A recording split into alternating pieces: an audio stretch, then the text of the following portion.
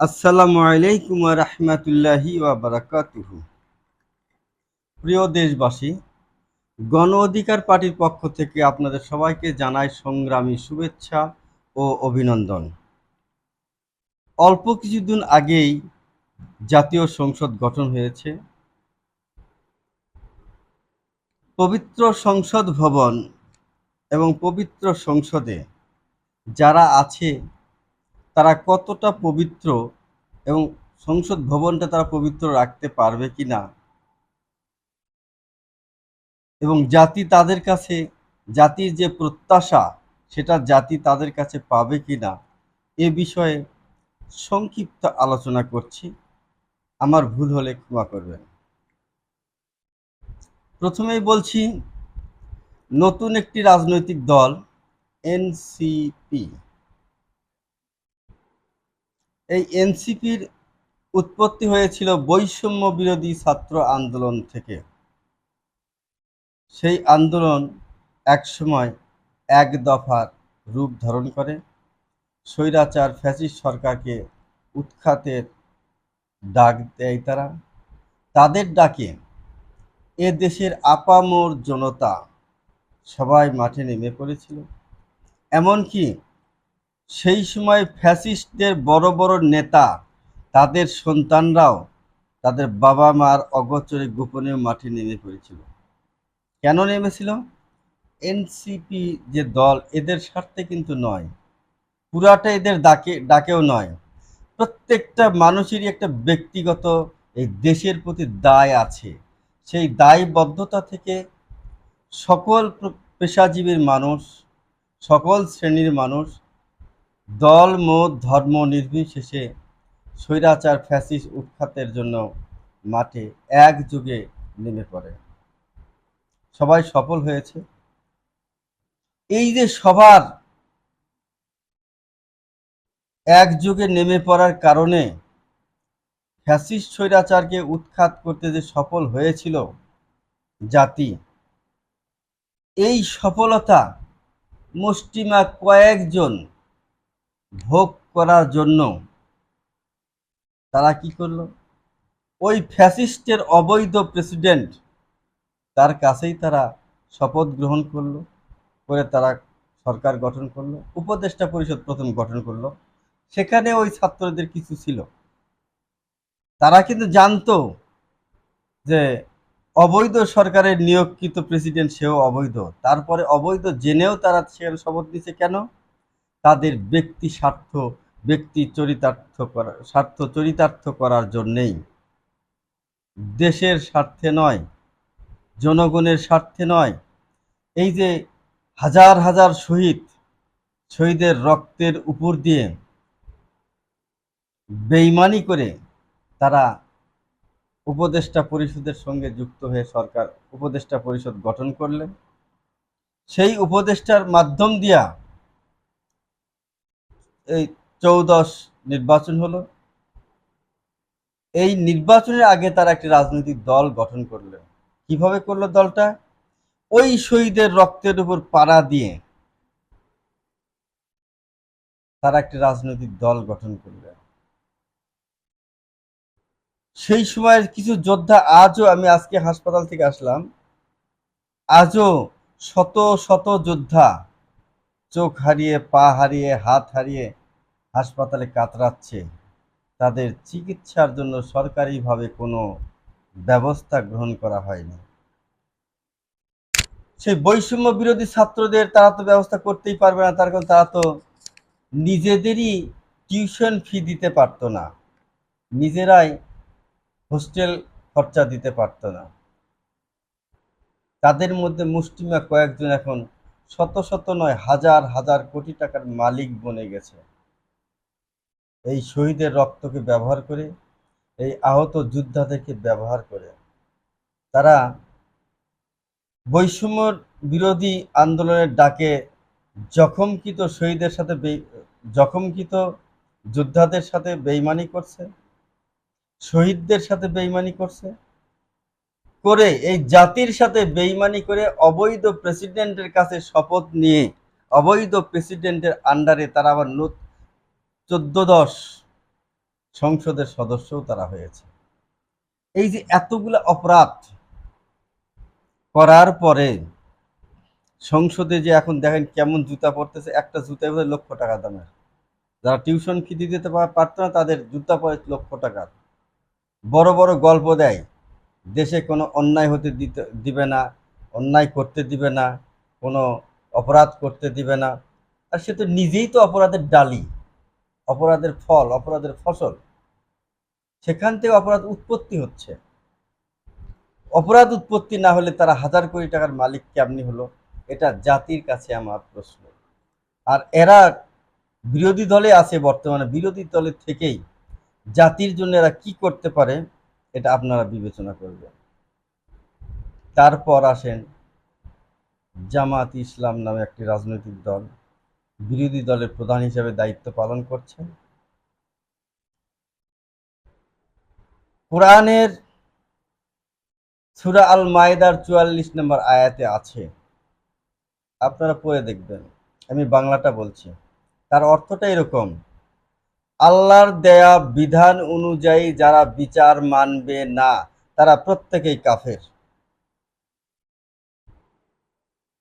এখন আল্লাহর দেওয়া বিধান দিয়ে তো আমাদের সংসদ চলছে না, চলছে কি?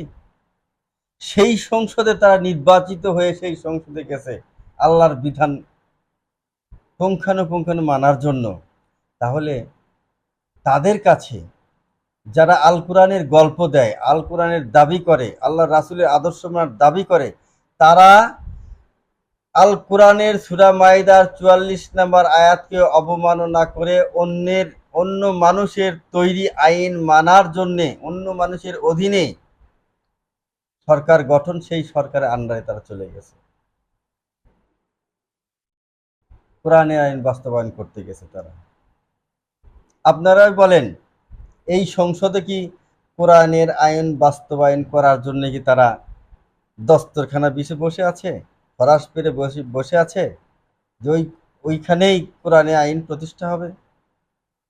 এটা আপনারা বিবেচনা করবেন।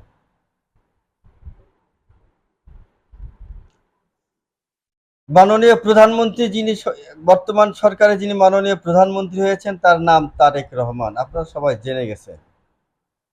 অনেকেই বলছে খুব বুদ্ধিমান, খুব জ্ঞানী, খুব যোগ্য ব্যক্তি, চৌকস ব্যক্তি, ইত্যাদি ইত্যাদি। যার যেমন ধারণ ক্ষমতা সে তো তেমনই বিচার করবে, তার বেশি করার ক্ষমতা তাদের নাই, আমারও নাই। আমার যতটুকু ধারণ ক্ষমতা আল্লাহ আমাকে দিচ্ছে আমি ততটুকুই পারবো, তার বেশি তো আমার পক্ষে সম্ভব নয়। এই তারেক রহমান এই দেশে আসতে পারতো না, এমন একটা পরিস্থিতি সৃষ্টি হয়েছিল। এই আন্দোলনের ফলে উনি দেশে আসলেন, কিন্তু এই আন্দোলনের কারণেও তিনি আসতে পারেন নাই। আসার আগে উনি বলেছিলেন যে দেশে ফেরা আমার একার সিদ্ধান্ত নয়, আরো কিছু সিদ্ধান্তের ব্যাপার আছে, সেগুলো কারা উনি প্রকাশ করে নাই। কিন্তু জাতি সবাই, মানব জাতি সবাই বুঝে গেছে। এই যুগে মানব জাতি কিন্তু বোকা বললে ভুল হবে, সবাই জেনে গেছে কার ইশারায় কার সিদ্ধান্তে সে এসেছে দেশে, এবং কার সিদ্ধান্ত বাস্তবায়ন করতে তারা ব্যস্ত আছে সেটাও জেনে গেছে মানুষ। উনি নির্বাচনে অংশগ্রহণ করেই বেশ কিছু নির্বাচনী মিটিং মিছিলে উনি বলেছেন, নির্বাচনী জনসময়ে বলেছেন, নিজে বলেছেন, আপনারা শুনেছেন যে হ্যাঁ ভোটের পক্ষে ভোট দিন। জাতীয় সনদের জন্য একটা হ্যাঁ ভোট আর না ভোট হচ্ছিল, সেই ভোটের সাথেই যুক্ত হয়েছিল জাতীয় ভোট নির্বাচন, জাতীয় সংসদ নির্বাচন। তো এই হ্যাঁ ভোটে ভোট দেওয়ার জন্য উনি নিজে অনুরোধ করেছেন বা ভোট চেয়েছেন। ভোট চাওয়া হলো, নিজেও পাশ করলো, হ্যাঁ ভোটও পাশ করলো, উনি দেশের প্রধানমন্ত্রী হলেন। এখন তার সরকার এই জাতীয় সনদের পক্ষে আর নাই, হ্যাঁ ভোটের পক্ষে আর নাই। তাহলে উনি ভোটের আগে কি করলেন, ভোটের পরে কি করলেন? মানে নৌকা পার হওয়া, নৌকা পার হওয়ার আগে বাজিকে বলা হলো তুমি আগে পার করে দাও, তুমি যা চাইবে তোমাকে তাই দেওয়া হবে। মাঝি পার করে দিল, ওপারে নামার পর বলে এই মাঝি তুই কেটা রে, তুই কেটা, তোরে ভাড়া দিতে হবে কেন, 1.5 টাকার মাঝি, আর একবার কথা হয়তো নৌকা ডুবাই তো তোর লাথি মেরে ফেলাই দেবো নদীতে। বিষয়টা সেরকমই হয়ে গেল। ক্ষমতায় যাওয়ার আগে তাদের যা যা বলা দরকার এই জাতিকে সব বলেছে, ক্ষমতায় আসার সাথে সাথে সব উল্টা ফেলে দিছে, সব উল্টে দিল। এখন কিসের জাতি, কিসের গণভোট, কিসের জনগণ? আমি যা করব তাই হবে, আমি যা করব না তা হবে না, এটাই হচ্ছে। এখন প্রিয় দেশবাসী, তিনজন সম্পর্কে বললাম, আরো কিছু লোক এই জাতীয় সংসদে চলে গেছে। এই সংসদে যাওয়ার আগে তারা রাঘব বাঘ ছিল, বাঘ, সিংহ, সিংহ, সিংহের মতো তারা গর্জন করত। যেই তারা সুবিধা পেয়েছে, সংসদ সদস্য হতে পেরেছে, মুখে কুলু বেটেছে, আর কোনো কথা নাই। নিজের সুবিধা তো হচ্ছে, ব্যক্তি সুবিধা পাওয়া শুরু হয়েছে, মুখে কুলু বাটা শুরু হয়ে গেছে তাদের। এই সংসদের সরকার দলে যারা আছে, সরকার বিপক্ষে যারা আছে, তাদের কাছে জাতি কি পেতে পারে? জাতির কাছে আমার প্রশ্ন, আমি বুঝতে পারতেছি না। আমি একটা নগণ্য মানুষ, বোকা মানুষ, অশিক্ষিত, মূর্খ মানুষ। কদিন আগে একজন আমাকে মোবাইলে হুমকি দিয়েছিল, হ্যাঁ আপনি প্রাইমারি পাস করতে পারেননি, মাস্টার পাসের ভুল ধরেন। মানে আমি ইসলাম ধর্ম সম্পর্কে একটা বক্তব্য দিয়েছিলাম, সেই বক্তব্যের আন্ডারে সে বলেছিলেন। উনি আবার পীরের তরিকার সিলসিলা তরিকার লোক। তাই ওনাকে আমি একটা প্রশ্ন করেছিলাম যে আল্লাহর দুনিয়াতে এই যে কোটি কোটি মানুষ আল্লাহ পাঠিয়েছে, এই কোটি কোটি মানুষের মধ্যে ইসলাম ধর্মের যারা অনুসারী, তাদের মধ্যে কেউ কি পীর অলি আউলিয়া হতে পারে না? শুধু পীরের ছেলে পীর হবে, তার ছেলে পীর হবে, তার ছেলে পীর হবে, এটা আল্লাহ সিলসিলা করে দিছে। এছাড়া কি আর কেউ হতে পারে না? আমি যদি ভালো আমল করি, আমি কেন আবেদ হতে পারবো না? কেন আল্লাহর অলি হতে পারবো না? আমার বাবা যদি পীর হয় তাহলে আমি হতে পারবো। সে আমি মদ খাইলেও হতে পারবো, আমি গাঁজা খাইলেও আমি হতে পারবো, আমি আমল না করলেও না হতে পারবো। তো এটা তো ইসলাম বরদাস্ত করে নাই। আপনারা কত কিছু ইসলাম সৃষ্টি করেছে এটা বলেছিলাম আমি। হ্যাঁ, এই বলার কারণে উনি আমার প্রতি অনেক রাগান্বিত, অনেক আজে বাজে কথা বলেছেন। আমি শুনেছি, ঠান্ডা মাথায়, সমস্যা নেই। আপনি আমাকে আরো বলতে পারেন, কারণ আপনার যতটুকু জ্ঞান ততটুকুই বলবেন। আমি যে বলছি বিশাল জ্ঞানের কথা কিন্তু বলতে পারতেছি না, আর আমার তো সে জ্ঞান নেই। আমার যতটুকু আছে ততটুকুই বললাম। আর যেটা বুঝতে পারি নাই আমি আপনাদের কাছে বুঝে নিতে চাচ্ছি। আপনারা আমাকে বলেন, যারা ক্ষমতায় যাওয়ার জন্য জাতিকে যা বলা দরকার বলেছে, জাতিকে যা শুনানো দরকার শুনিয়েছে, ক্ষমতায় আসার পর উল্টে ফেলে দিছে।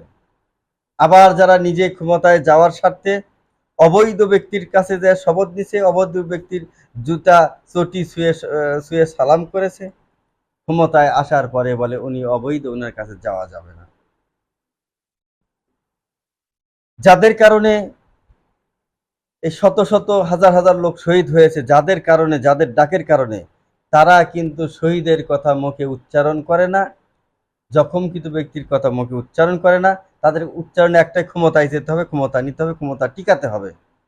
আর তারা এখন বলে ৭১-এর সংবিধান বাতিল করতে হবে।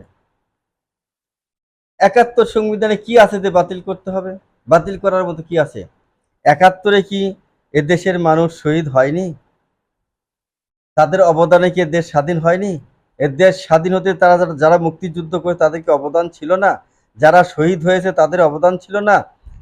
যে সমস্ত নারীদের ইজ্জত সম্ভ্রম হানি হয়েছে তাদের কি অবদান ছিল না?